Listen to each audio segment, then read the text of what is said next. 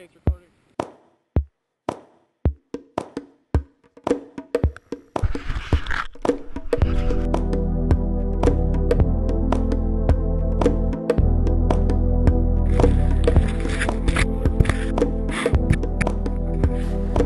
Get a shot of both of us here, chilling on the mountain.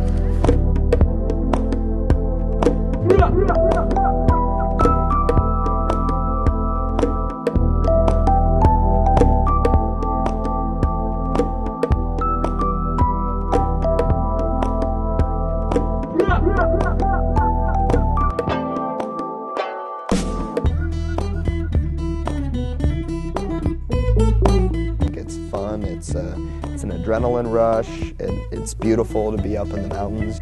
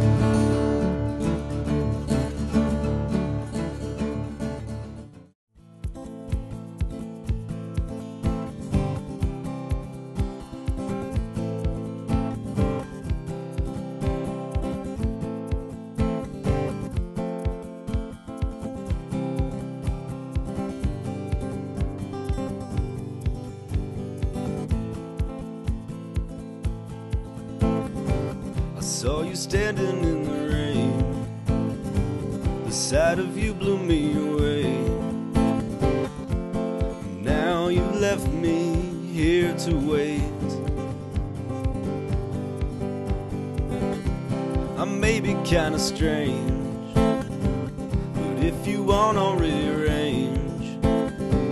But you say it's you who needs to change. 'Cause I eat too much, I drink too much, I smoke too much, and I think too much. I know that I am a weird dude, but you don't have to do me like you do. No matter what you say, this feeling just won't go away, so I'm asking you to stay.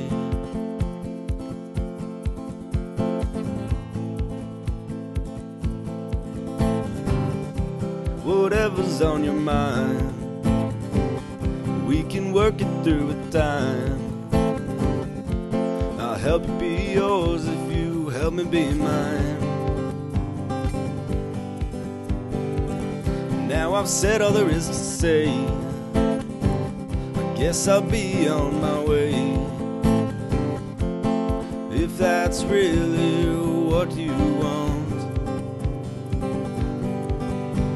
I eat too much, I drink too much, I smoke too much, and I think too much. I know that I am a weird dude, but you don't have to do me like you do. No matter what you say, this feeling just won't go away, so I'm asking you to stay.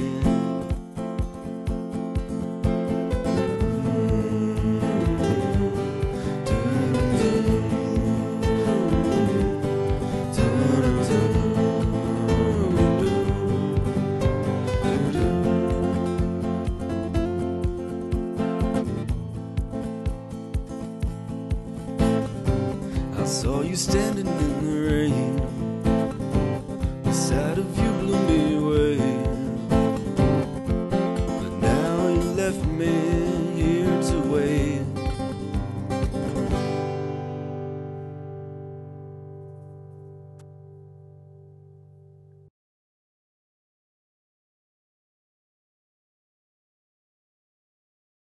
Well, I love skiing, and I moved to Sheridan because there was skiing. In fact, I got the job that allowed me to move to Sheridan on a chairlift ride at Antelope Butte.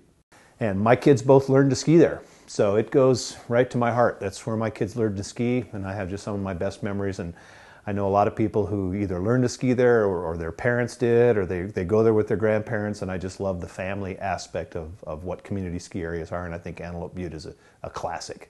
Every year we think it's going to be open, you know, from the standpoint of we want to work so hard that every year we have the goal to have it open. But it just, every year we learn more, and so the project becomes clearer and clearer and clearer, and we realize we're not quite at that step. So we definitely have focused more on developing this project over the last 2.5 years. The lift and the lodge are actually generally owned by someone else. The land itself is always the Forest Service or the National Forest. So right now, those improvements have fallen back on the Forest Service, so they're in the hands of the Forest Service, and they never really wanted to have that happen. But when everything kind of closed in 2004, that's when there was no protections basically. So they have the ski area, and they don't want the ski area in their hands. So we have to work on showing financial capability to be able to get everything running again, and then to be able to operate it smoothly and show that we're capable of doing that, because they don't want it to fall back into their hands again. Right. And if it does fall back into their hands again, or even we don't make this project work, there's a really good chance that the whole thing will be salvaged. So they'll take down the lifts, they'll take down the lodge, they'll bring it back to what it looked like pre-ski area as best as possible. If we were to hire every job out, the total is $3 million. So it's probably about a $2 million, maybe $2.2 million project if we can coordinate and get all of the volunteer labor and donated materials that have been sort of pledged to us. The person who put those chairlifts up and used to run the ski area for 19 years is a certified tramway operator.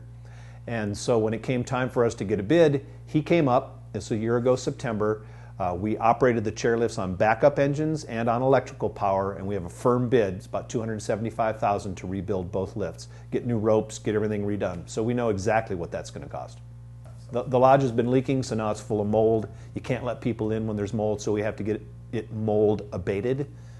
And that's going to be a substantial expense. And you can't just let volunteers go in there and breathe mold, so you have to bring in professionals to do that. Considering that fundraising is the second stage and we're just entering it, I'm pretty amazed at how many people have written checks, even when we were uncertain what it was going to take and how long it was going to take. With that much uncertainty, literally thousands of people have written checks. We've had the Beautify the Bighorns event, which was last November, so November 2013, and we had, not sure the amount of people we had, but we raised about $30,000, but that was a great awareness event. there were costs involved with putting that on, but we still were able to raise quite a bit of money as well, which is really cool. Really, the best way that this project is spread is people just telling people. So they see it on Facebook, they go to the event, but then they tell their friends and say, this is happening. I think this community loved it so much that it deserves to have it back. We think this is a great thing for the community, and we hope the community feels the same way. So, keep up the support, spread the good word. This is all about good energy and good community. So, think of it positively and share that positive vibe, and it's going to happen.